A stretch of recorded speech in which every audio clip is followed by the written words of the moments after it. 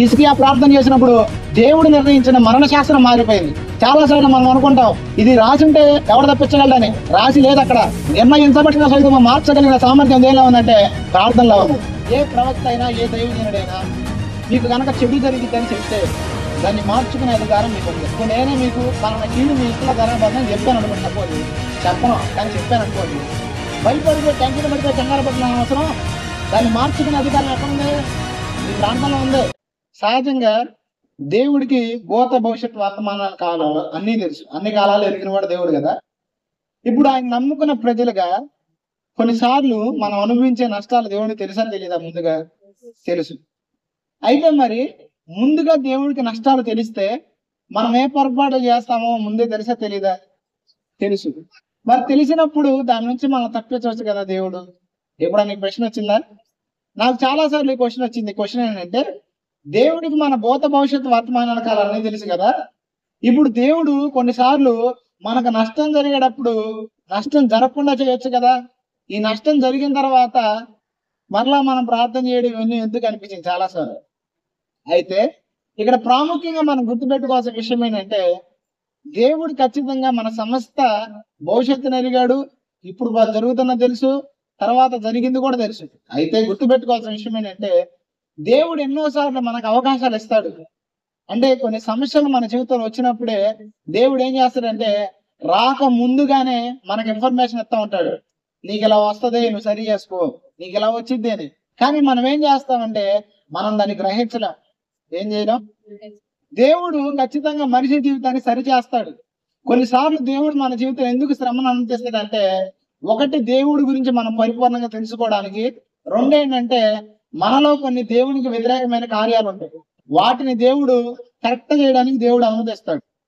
అయితే దేవుడు అనుమతించే ఒక మార్గం శ్రమ అయితే, రెండో మార్గం ఏంటంటే మనల్ని మనం పరీక్షించుకుంటూ సరి చేసుకోవడం కూడా ఒక మార్గం. దేవుడు కనుక ఒక వ్యక్తిని సరి చేయడం ప్రారంభిస్తే జరిగేది ఏంటంటే ఆ వ్యక్తిని శ్రమల్లో నుంచి తీసుకెళ్తాడు. ఎక్కడ నుంచి తీసుకెళ్తాడు అంటే ఇప్పుడు శ్రమలు వచ్చేది మన మేలు కోసమే, కానీ శ్రమలు రాకుండా చేసుకోవచ్చు. మనం ఏం చేయొచ్చు? శోధన మన మేలు కోసమే జరిగిద్ది. ఎందుకంటే ఒకసారి మనం దేవుడిని అంగీకరించిన తర్వాత మన జీవితంలో మనం అనుభవించే ప్రతి కీడు కూడా దేవుడు మనకు మేలుగానే మారుస్తాడు. కానీ చాలా సందర్భాల్లో మనం శోధించబడకుండా ఉండాలని దేవుడు కోరుకుంటాడు. మనం శోధనలోకి వెళ్లకుండా ఉండాలని దేవుడు కోరుకుంటాడు. కానీ మనమే ఏం చేయమంటే నిర్లక్ష్య స్వభావంతో శోధనలోకి వెళ్తాం.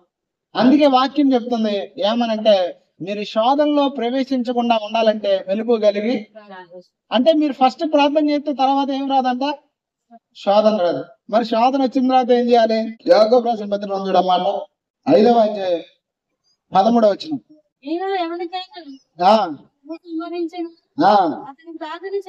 చూడండి, మీలో ఎవరికైనా శ్రమ సంభిస్తే ఏం చేయాలి? ప్రార్థన చేయాలి. దేవుడు మనతో ఇంకా ఏం మాట్లాడుతున్నాడు తెలుసా? ఇక్కడ చూడండి, దేవుడు స్పష్టంగా చెప్తున్నాడు, మీలో ఎవరికైనా శ్రమ సంభవిస్తే వాడు ఏం చేయాలంట? ప్రార్థన చేయాలి. శ్రమ సంభవించకుండా, శోధన సంభవించకుండా ఉండాలంటే వాడు ఏం చేయాలంట? ప్రార్థన చేయాలంట. ఇప్పుడు ఒకటి శ్రమ పోవడానికి, రెండు శ్రమలోకి మనం వెళ్లకుండా చేయడానికి ఏంటి ఒకే ఒక మార్గం అంటే ప్రార్థన. చాలా సార్లు మనం ఏం చేస్తామంటే నిర్లక్ష్య స్వభావంతో మనకి ఎలా ఉంటదని చెప్తానండి. ప్రార్థన జీవితం అనేది అన్ని పర్ఫెక్ట్ గా అన్ని బాగున్నాయి అనుకోండి, ప్రార్థన చేయబుద్ధి అవ్వదు. కష్టాలు శ్రమలు గుండా వెళ్తున్నప్పుడు ఏమైందంటే ప్రార్థన మరికొద్దిగా చేయబుద్ధి. ఒక అరగంట ప్రార్థన చేసుకునే వాళ్ళ గంట చేస్తాం. ఏదైనా కష్ట సమయం వచ్చిందనుకో దేవుని తలుచుకుంటా ఉంటాం.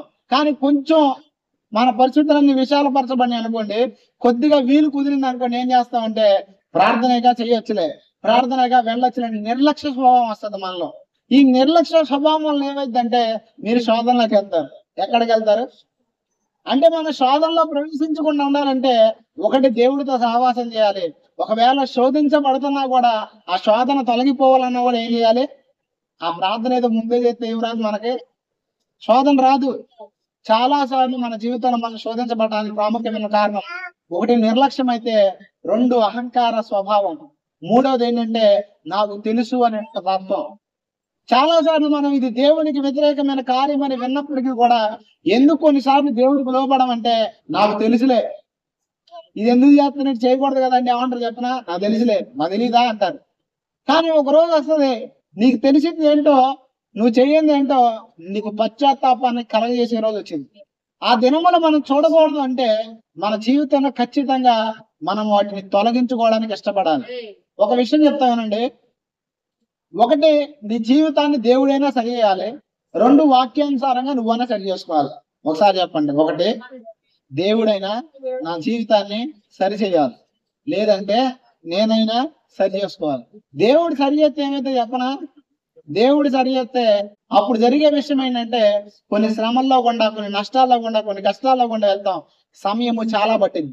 కానీ వాక్యానుసారంగా వాక్యాన్ని వింటున్న మనము ఒకవేళ వాక్యానికి వ్యతిరేకమైంది నాలో ఉన్నదని మీకు అనిపిస్తే ఆ రోజు ఉపవాసం ఉండడము, లేకపోతే దేవుడి సహాయాన్ని అడగడమో, పరిశుద్ధాత్మ సహాయాన్ని అడగడమో చేస్తే జరిగేది ఏంటంటే దేవుడు నీ జీవితాల్లో నిన్ను సరి చేయడానికి నువ్వు ఉపయోగించుకునే మార్గం ద్వారా నిన్ను మారుస్తాడు.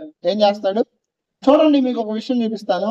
సంఖ్యాకాండం 25వ అధ్యాయం 11వ వచనంలో ఒక వ్యక్తి ఉన్నాడు.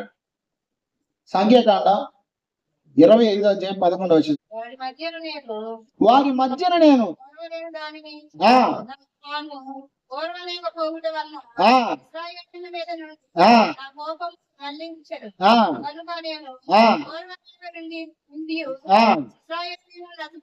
చూడండి, ఇక్కడ ఏమంటున్నాడంటే ఒక వ్యక్తి గురించి దేవుడు మోసేతో మాట్లాడుతున్నాడు. ఏమంటే, నేను దేన్నైతే సహించలేకపోయానో, దేన్నైతే సహించలేదో దాన్ని కూడా ఒక వ్యక్తి సహించలా, కాబట్టి నేను ఇశ్రాయేలుని నాశనం చేయకుండా నా ఉగ్రత వారి మీద నుంచి పోయిందంట. విచిత్రం చూడండి, దేవుడి కంటే ఒక నచ్చని పని ఇశ్రాయేలు ప్రజలు చేశారంట. ఆ నచ్చని పని చేసినందుకు ఈ వ్యక్తి ఏం చేశాడంటే దేవుడి పలుకుతున్నాడు. ఈ వ్యక్తి పేరు ఏంటంటే ఫినిహాస్. ఎవరు ఈ వ్యక్తి పేరు? ఫినిహాస్ అనే వ్యక్తి ఏం చేశాడంటే ఇతడు యాజకుడి కుటుంబానికి సంబంధించిన వ్యక్తి. ఇశ్రాయేలు ప్రజలు అన్యులతో పాపం చేస్తున్నప్పుడు ఒక వ్యక్తి ఒక స్త్రీ కలిసి పాపం చేస్తుంటే ఈటతో పొడుస్తాడు. ఎలా పొడుస్తాడు తెలుసా? పొడిస్తే ఒక్కసారి ఇద్దరిలోకి వచ్చేస్తుంది అనమాట. అట్లా పొడుస్తాడు.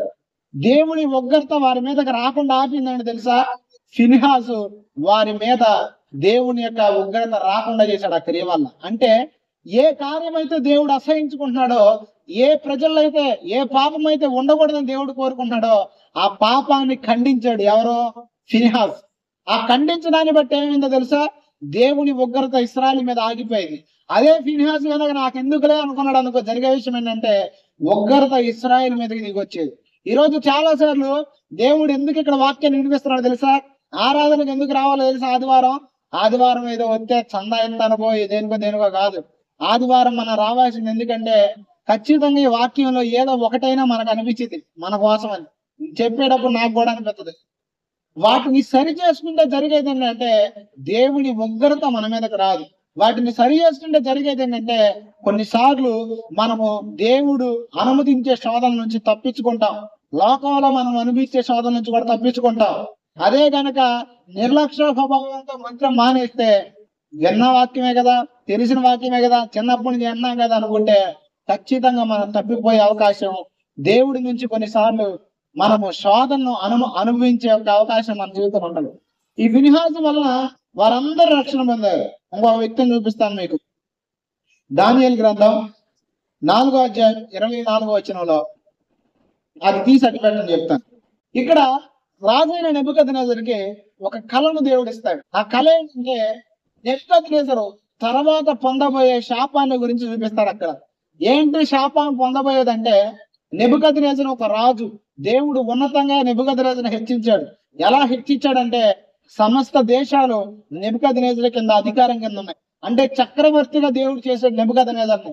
అయితే ఈ నెబుకద్నెజరు తనలో ఉన్న గర్వాన్ని బట్టి గర్వించి దేవుని యొక్క అధికారాన్ని ధిక్కరిస్తాడు. ధిక్కరించినప్పుడు జరిగేది ఏంటి తెలుసా? దేవుని ఉగ్రత ఎవరి మీద దిగొచ్చింది? నెబుకద్నెజరు మీద దిగొచ్చింది. అయితే ఈ ఉగ్రత దిగొచ్చిందని దేవుడు ముందుగా చెప్పాడు. ఎవరు చెప్పాడు? నెబుకద్నెజరుకి. చూడండి, అదే ఆ కళ 24లో దాని భావం చెప్తున్నాడు. చూడండి.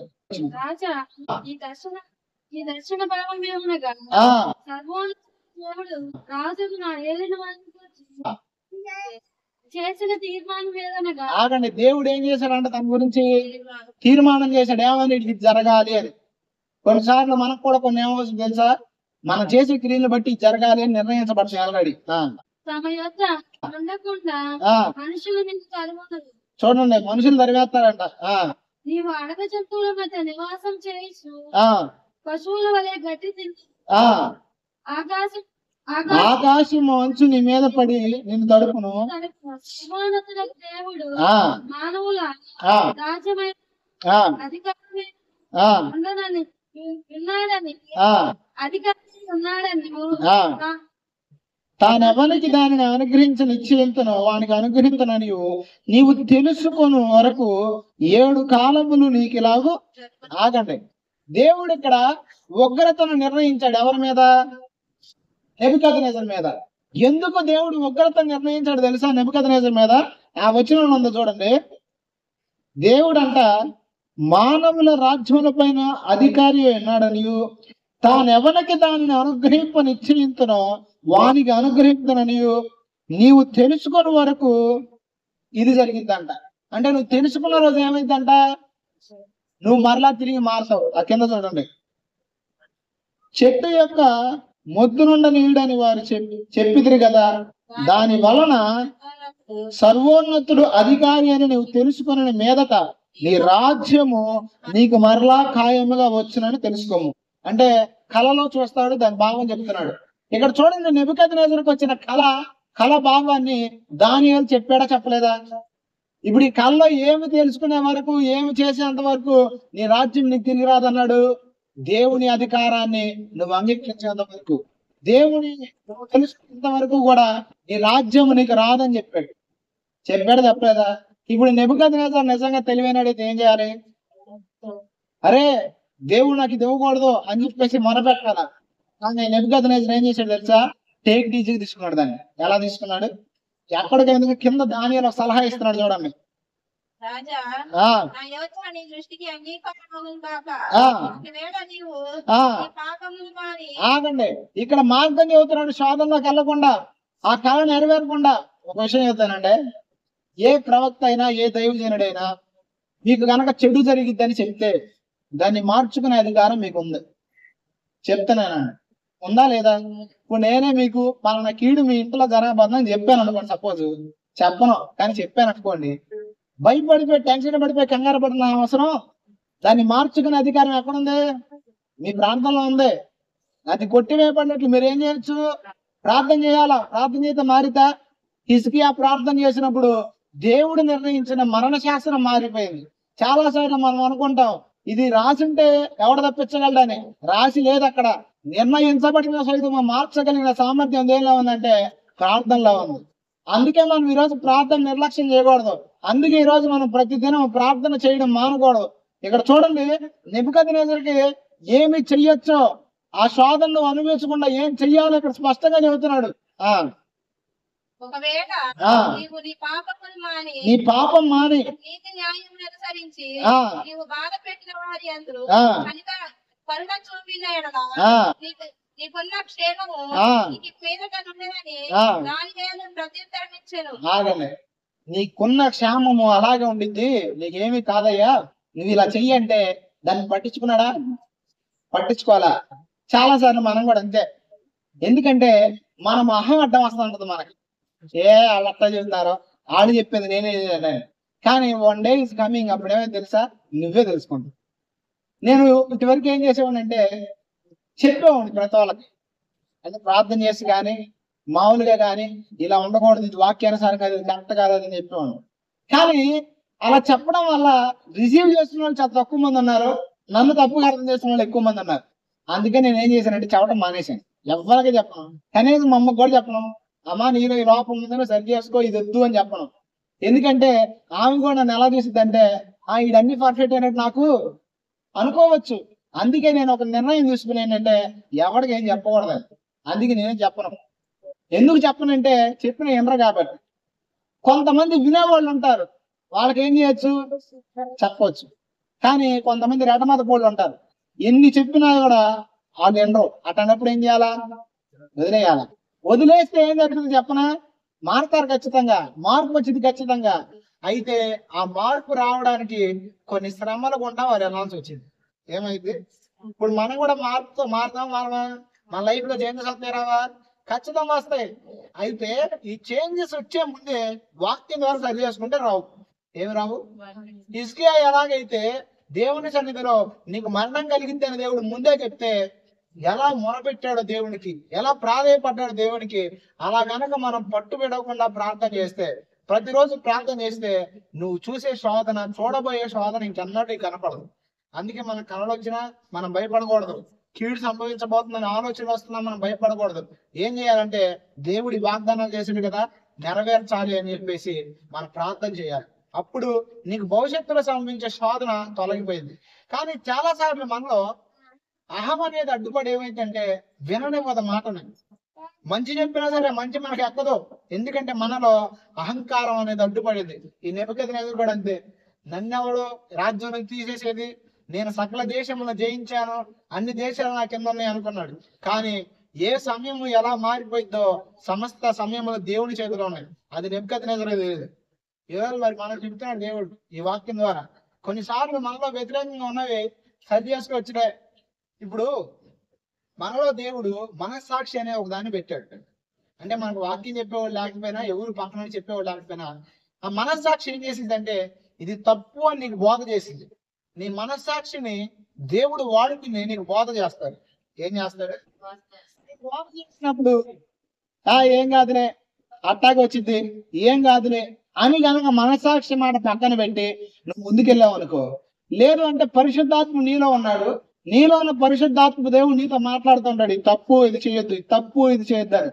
ఏముంది అని పక్కన పెట్టావనుకో, జరిగే విషయం ఏంటంటే ఆ చేసిన తప్పు ఖచ్చితంగా నువ్వు రోజు ప్రతిఫలం అనిపిస్తుంది. ఇప్పుడు ఈ నెబుకద్నెజరు కూడా వదిలేశాడు. పక్కన దానియేలుని దేవుడు ఎందుకు పెట్టాడు తెలుసా? ఒకటి కలల భావాన్ని తెలియజేయడానికి, రెండో దేనికో చెప్పనా, కలల భావం తెలియడానికే కాదు, ముందుగా శోధనలోకి వెళ్ళకుండా.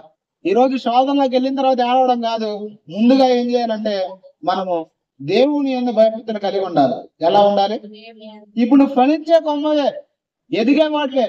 లోపాలని ఎవరెవరిలో ఉంటాయి అంటే ఖచ్చితంగా అందరిలో ఉంటాయి. నాలో ఉంటాయి, మీలో ఉంటాయి. ఎంత ఎదిగిన వాళ్ళు అయినా సరే జీవితాంతం మనం చేయాల్సిన పని ఏంటంటే మనలో ఉన్న లోపాలను విడిచిపెట్టుకుంటూ క్రీస్తు స్వరూపంలోకి మార్చబడాలి. ఇది ఒక్కసారి ఎవరికి కూడా సంపూర్ణ భక్తి రాదు, సంపూర్ణంగా మారిపోరు. ఒకవేళ ఒక్కసారి నేను మారిపోయానంటే ఆయన నమ్మకూడదు. ఎందుకంటే మనిషికి ఒక్కసారి వచ్చేది మార్పు. ప్రతిరోజు మనం చేయాల్సిన విషయం ఏంటంటే వాక్యాన్ని వింటూ మనలో ఉన్న లోపాలని సరిచేసుకుంటూ మనం ముందుకెళ్తే దేవుడు నీకు శోధన రానివాడు. ఏం రానివాడు? మీకు చాలా సార్లు చెప్పే అంశాలు. వాడు ఎంతసేపు బంగారాన్ని ఎంతసేపు అగ్గిలో పెడతాడు, దాని మస్ట్ అంతా పోయేంత వరకు. ఇప్పుడు దాంట్లో మస్ట్ లేకపోతే అంతే కదా. ఇప్పుడు మనల్ని దేవుడు సరి చేయడానికి శోధన అందిస్తాడు, సరి చేయడానికి కొన్ని శ్రమల గుండా తీసుకెళ్తాడు, కొన్ని నష్టాల గుండా తీసుకెళ్తాడు. అసలు మనలో శోధించబడడానికి అవకాశం లేకపోతే ఖచ్చితంగా తిరిగి వెళ్ళడం. అందుకే ఇక్కడ యేసు ప్రభు చెప్తున్నాడు చూడండి, ఎవరైనా సరే ఫలించేవారు ఉంటే వాళ్ళల్లో ఖచ్చితంగా పనికిరాని తీగలు కూడా ఉంటాయి. యోహాను సువార్త 15వ అధ్యాయము 2వ వచనం. యోహాను సువార్త 15వ అధ్యాయం 2వ వచనం.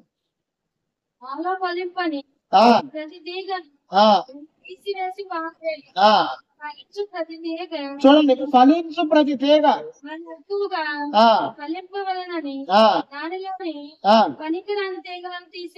చూడండి. దేవుడు ఫలించే ప్రతి తీగ అంటే ఫలించే తీగలు కూడా ఏమున్నాయి? పనికిరాని తీగలు ఉన్నాయా లేదా? ఇప్పుడు మనలో కూడా కొన్ని పనికిరాని తీగలు ఉంటాయి ఉండవా? దేవునికి నచ్చని ఉంటాయి ఉండవా? అప్పుడు దాన్ని మనం ఏం చేయాలంటే నిర్లక్ష్యం చేయకూడదు. మీకు విషయం చెప్పనా, మనం ఎంతకాలం అయితే నిర్లక్ష్యం చేస్తామో దేవుడు ఫస్ట్ వెంటనే స్పందించడు. దేవుడు నాకు లక్షణం ఏంటంటే మనిషి స్పందించినంత వేగంగా దేవుడు స్పందించడు ప్రతి దానికి. మనిషి ఏం చేస్తాడంటే చిన్న పొరపాటు జరిగిపోగానే దాన్ని ఖండించేయాల, ఎట్లయినా సరే దీన్ని మార్చేసుకోవాలా, ఎట్లయినా సరే వాళ్ళని అడిగేసేయాలనుకుంటాడు. కానీ దేవుడు చేసే పని ఏంటంటే దేవుడు సమయం ఇస్తాడు మనిషి మారడానికి. ఏమిస్తాడు?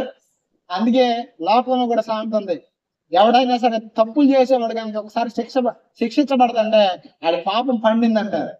అంటే ఎప్పుడు శిక్ష వచ్చినప్పుడు ఏమైందంట? అంత ముందు ఏమైంది? పచ్చికుందా? అంటే ఒక రోజు వస్తుంది దేవుడు నిర్ణయించాడు ఒక సమయాన్ని. ఆ సమయం రాకముందే మనం ఏం చేయాలి తెలుసా? పశ్చాత్తాపడాలి. ఆ సమయం రాకముందే ఏం చేయాలి తెలుసా? వాక్యము ద్వారా, వాక్యం వింటున్నప్పుడు మన జీవితాల్లో దేవునికి వ్యతిరేకంగా ఏది ఉందో దాన్ని సరి చేసుకోవాలి. తప్పు చేస్తున్నా కదా, అన్ని బాగానే ఉన్నాయి నువ్వు అనుకోవచ్చు, అన్ని నీ చేతుల్లో ఉన్నాయి అని నువ్వు అనుకోవచ్చు. కానీ ఒక రోజు వచ్చింది, ఆ రోజు జరిగే విషయం ఏంటంటే ఖచ్చితంగా మనం చేసే ప్రతి దానికి దేవుడు ప్రతిఫలం ఇస్తాడు. మంచి చేసాం అనుకో, మంచికి కూడా ఒక రోజు ప్రతిఫలం ఇస్తాడు. ఒకవేళ వ్యతిరేకంగా ఉన్నాం అనుకో, ఆయన నిన్ను విడిచిపెట్టాడు. ఇక్కడ విషయం ఏంటంటే శోధన దేవుడు ఎందుకు ఇస్తాడని నేను చెప్తున్నాను? నాశనం చేయడానికి ఇస్తాడని చెప్తున్నానా? దేవుడు ఎప్పుడు నాశనం చేయడు మనల్ని. అలా నాశనం చేసేవాడు అయితే నినివే పట్టణాన్ని నాశనం చేసేవాడు. నినివే పట్టణం మీద కూడా ఉగ్రత ఎందుకు దిగొచ్చిందని దేవుడు చెప్పాడు? నినివే పట్టణాన్ని నాశనం చేయడానిక? బాగు చేయడానికి. దేవుడు హెచ్చరించిన, ప్రేమ చూపిన దేనికి చూపిస్తాడంటే మనం పరిపూర్ణంగా ఆయనకు లోబడి మారు మనసు పొందాలని దేవుడు చూపిస్తాడు. చూడండి, ఇక్కడ అంటున్నాడు పనికిరాని తీగలు ఉన్నాయంట, దాన్ని ఏం చేస్తాడంటే దేవుడు తీసి పారేస్తాడు. అది మనం కూడా తీసి పారేసుకోవచ్చు. ఎలాగా? వాక్యం ద్వారా. మీకు విషయం చూపిస్తా చూడండి. అసలు దేవుడు ఎందుకు భయభక్తులు కలిగి ఉండడం అంటే ఏంటో ఒకసారి చూద్దాం. సామెతల గ్రంథం 8వ అధ్యాయం 13వ వచనం.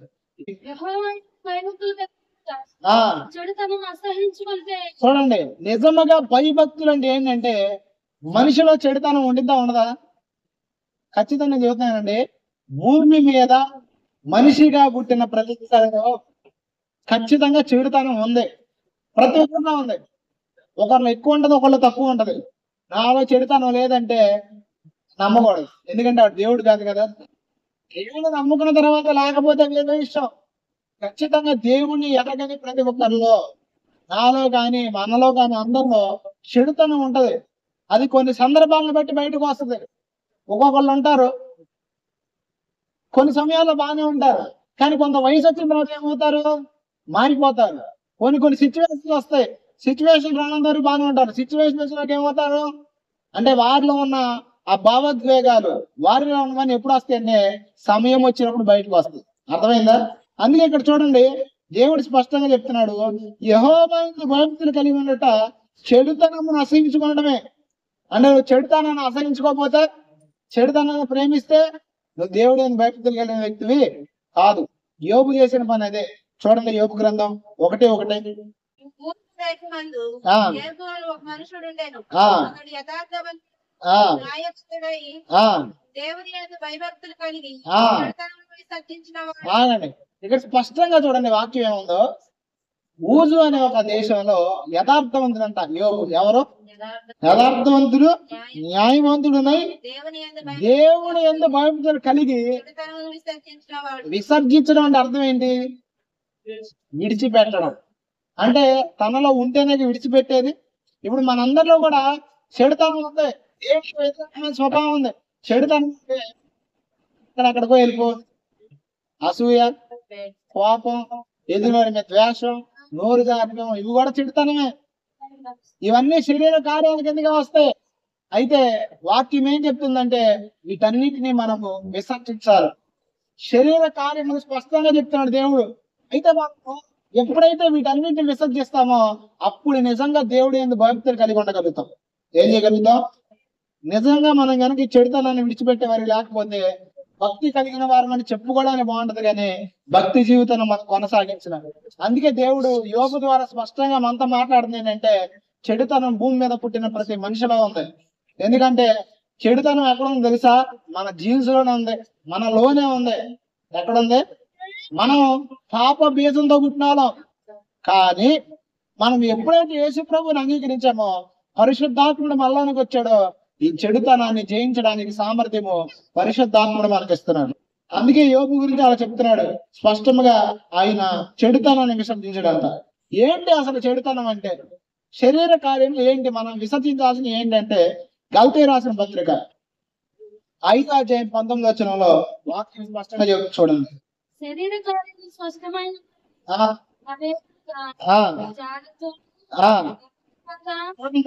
శరీర కార్యములు అంట స్పష్టంగా ఉన్నాయంట. అంటే మనం చెడు వైపు పోవడానికి, మనలో చెడుని ప్రేరేపించడానికి స్పష్టమైన కార్యాలు అవేంటంటే జారత్వము, అంటే వివాహానికి ముందుగానే అక్రమ సంబంధాలు, అపవిత్రత, అంటే ఏంటంటే ఎప్పుడు చూసినా కొంతమంది సినిమాలు 80+ కంటెంట్స్ ఎన్ని చూస్తూ ఉంటారు అనమాట. కాముకత్వము, ఆ విగ్రహాల కొంతమంది మాటల్లో కూడా డబల్ మీనింగ్ డైలాగులు. ఏ డైలాగులు? అసలు ఇప్పుడు సమాజం ఎంత దరిద్రంగా తయారైందంటే మామూలు మాటలు మాట్లాడుకోవడం కూడా అది భూతి అయిపోతుంది. ఎట్ట మాట్లాడో కూడా అర్థం కావట్లేదు అనమాట. ఇప్పుడు ఈ కల్చర్ అంతా మారిపోయింది, చండాలంగా అయిపోయింది అనమాట. అసలు ఫేస్బుక్ లో, యూట్యూబ్ లో భయంకరం. మన పేపర్లో వేసారు ఈ మధ్యన, ఏమని ఆడపిల్లల వీడియోస్ పెట్టి ఏఐతో అచ్చగా బూత్ డైలాగులే. ఇవి మీరు చూసారంటే నేను చూడాల, పేపర్లో చూసేది. అంటే ఎలా తయారైందండి సమాజం? కాముకత్వంతో నిండిపోయింది. ఎందుకు నిండిపోతుందో తెలుసా సమాజం? దేవుని రాకడ సమీపిస్తుంది కాబట్టి ఇలా అవుతుంది. దేవుడు స్పష్టంగా చెప్పాడు, యేసుప్రభు రాకడ దినాలంట లోతు దినాల్లో ఉన్న సందర్భాలు వస్తాయంట, నోవాహు దినాల్లో వచ్చిన సందర్భాలు వస్తాయంట. లోతు దినాల్లో ఎలాంటి సందర్భాలు వచ్చినాయి? ఎలాంటి సందర్భాలు వచ్చినాయి అంటే పురుషులతో పురుషులు, స్త్రీలతో స్త్రీలు అవాంఛనీయమైన కార్యాలు చేసే వరకు మారిపోయారంట. అంటే చూడండి వాళ్ళు ఎంత దరిద్రమైన కల్చర్ గా మారిపోయిందో. ఇప్పుడు కూడా కొంతమంది మగోళ్ళు పెళ్లి చేసుకుంటున్నారు, ఆడవాళ్ళు పెళ్లి చేసుకుంటున్నారు. ఎందుకు ఇవన్నీ అంటే కాముకత్వంతో నిండిపోయారు సమాజం. సమాజం ఈరోజు రెండింటి కోసమే బతుకుతుంది. ఒకటి శరీర సుఖం కోసం, రెండు దేనికోసం తెలుసా? డబ్బు కోసం. ఒకప్పుడు విలువల కోసం బతికారు. ఒకప్పుడు పేరు పోయిద్దేమో, ఇది మా ఇల్లు, ఇది మా పేరు పోతుందేమో అని ఆలోచించేవాడు. పిల్లలు కూడా అమ్మో నేను ఈ పని చేస్తే మా తల్లిదండ్రులకు అవమానం వచ్చిద్దాం అనుకునేవాడు. కానీ ఈరోజు పిల్లలు ఎట్ట మారారు? ఎవడతా నాకెందుకు, నేను సుఖపడ్డానా లేదా, నేను బాగున్నాను లేదు, ఇదే కల్చర్. ఎలాగా? ఇప్పుడు ఈ కల్చర్ ఎలా మారిపోతుంది? ఎందుకు మారిపోతుంది అంటే ఇవి అంత్య దినాలు. ఈ అంత్య దినాల్లో కల్చర్ ఎలా మారిపోతే వాక్యం ముందుగానే చెప్పింది. తర్వాత చూడండి, విగ్రహాల అభిచారం, చూడండి విగ్రహారాధన. అభిచారం అంటే చేతబడి, చిల్లంగి, ఇలాంటి క్రియల దగ్గరికి వెళ్ళడం కూడా. ఈ అంత్య దినాల్లో ఈ చేతబడి క్రియలు ఏమవుతాయంటే లేకపోయినా వెళ్తున్నారు కొంతమంది. పిచ్చి కొంతమందికి మాట్లాడితే మాకు చేపించేశారు. ఇక ఒకడికి జీవితంలో పని పాటు ఉండదు. మాంత్రికుడికి వీళ్ళకి డబ్బులు సంపాదించుకుని మీకు చేపించేస్తుంటారా? నాకు ఫోన్ చేసిన ప్రతి ఒక్కళ్ళు ఇదే, మాకు చేపించేశారు అంటే వీళ్ళకి వేరే పని లేదనమాట. ఈ అభిచార కర్మకాండాల చుట్టూ తిరిగేవాడిని కూడా దేవుని రాజ్యాన్ని స్వతంత్రించుకోలేరు. ఎవరైతే విగ్రహారాధకుల దగ్గరికి, మాంత్రికుల దగ్గరికి, తాయితుల దగ్గరికి, జాతకాల దగ్గరికి పోతారో వాళ్ళు పరలోకం పోరు. నేను ఎవట్లా కింద ఉండిన తర్వాత చూడండి, మీరు చదువుతారు. ద్వేషం అని తెలుసు కదా మనందరికి, వేరే వాళ్ళ మీద పెట్టుకోవడం. కలహం, మత్సరం, క్రోధం, కక్షలు, భేదం, విమతములు, అసూయలు, మత్తలు, అల్లరితో కూడిన ఆటపాటలు. చూడండి, అల్లరితో కూడిన ఆటపాటలు అంటే కొంతమంది ఏం చేస్తారంటే పనులకి వెళ్ళేవాళ్ళు కానీ సరదాగా ఎట్లా పడితే ఎట్లా మాట్లాడేస్తూ ఉంటారు. అంటే వాళ్ళ లాంగ్వేజ్ కానీ అసలు ఎలా ఉండదని భయంకరంగా ఉండదు అనమాట. అంటే నలుగురు కూడితే లేకిగా మాట్లాడదాం, లేకిగా రావడం అర్థమైందని చెప్పింది. సెటైర్లు వేయడం మగవాళ్ళు ఆడవాళ్ళ మీద, ఆడవాళ్ళు మగవాళ్ళ మీద, అల్లరితో కూడిన ఆటపాటలు.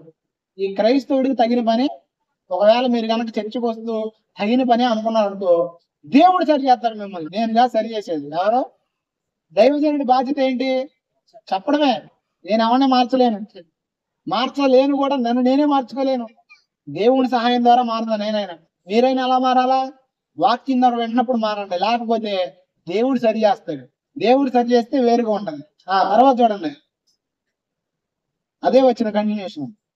మొదలైనవి వీటిని గూర్చి నేను చెప్పిన ప్రకారము వాటిని చేయవారు. ఆగండి, ఇలాంటి వాటిని అంటే పైన ఏమేమైతే చెప్పారో అలాంటి వాటిని చేసేవాడు దేవుని రాజ్యం స్వతంత్రించుకోరని. దేని చేయడండి? ఏం చేయలేడంట అంటే మీ చేతపడి దగ్గర పోయేవాళ్ళు, అసూయ పెట్టుకునేవాళ్ళు, ద్వేషం పెట్టుకునేవాళ్ళు అసలు పర్లోకం వెళ్తారా? వెళ్ళరు. అక్కడ అదే ఉంది చూడండి. అట్టి వాటిని చేయవాడు దేవుని రాజ్యమును స్వతంత్రించుకున్నారని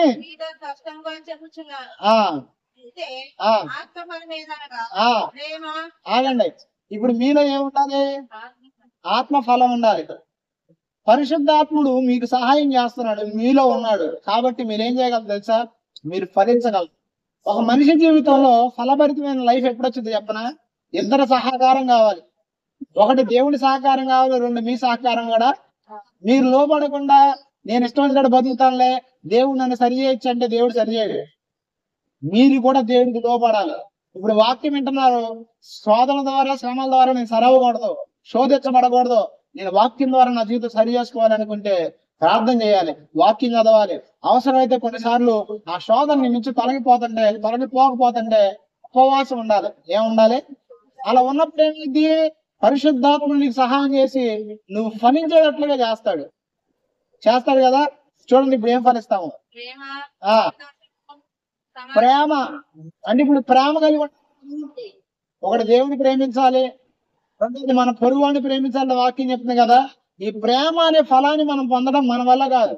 పరిశుద్ధాత్ముడు నీలో ఉన్నప్పుడు నువ్వు ఫలిస్తావు. ప్రేమ సమాధానం అంటే ఎక్కడ పడితే ఆడ గొడవలు ఆడకుండా, ఎవరితో పడితే వాళ్ళతో గొడవలు ఆడకుండా, ఎక్కడికి వెళ్ళినా కూడా సమాధానం ఉంటావు. దీర్ఘశాంతం ఏంటి? కొంతమందికి ఊరకూరని కోపాలు వచ్చేస్తుంటాయి, సహనం ఉండదు. మనం దేవుని కార్యాలు పొందుకోవాలంటే మనం ఏం చెప్పాను? సహనం ఉండాలి. ఇప్పుడు చూడండి, మంచిదనం కూడా ఎవరిచ్చేది? మంచిదనం మనలో ఉండదు, కానీ మనం ఏం చేయాలన్న దాన్ని ఫలించాలి. తర్వాత విశ్వాసం, తర్వాత ఆగండి, ఏ నిగ్రహం? ఇప్పుడు మనం నియంత్రణ కోల్పోతామా, నియంత్రణ కలిగి ఉంటామా?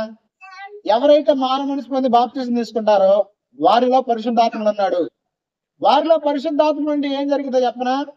పరిశుద్ధాత్ముడు మనలో ఉన్నప్పుడు ఆశా నిగ్రహాన్ని మనం కలిగి ఉంటాం. ఏ నిగ్రహాన్ని?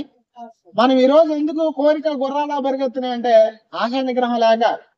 ఇప్పుడు ఆశా నిగ్రహం లేదనుకో, 100 కోరికలు నెరవేర్చుకోవడానికి జీవితం పరిగెత్తింది. ఏంటది? దేహం.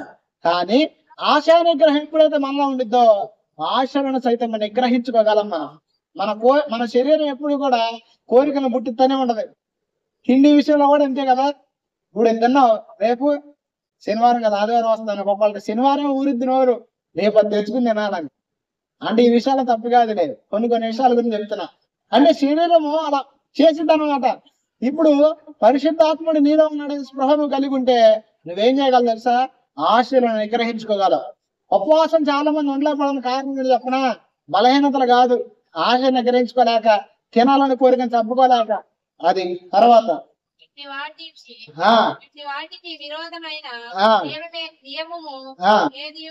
చాలు.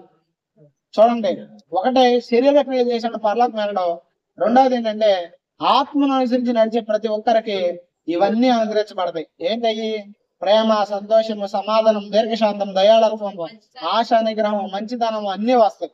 కాబట్టి ఖచ్చితంగా జీవితంలో మనం ఎదుగుదల పొందాలి, శోధన తప్పించుకోవాలి. అలా తప్పించుకోవాలని ఏం చేయాలి?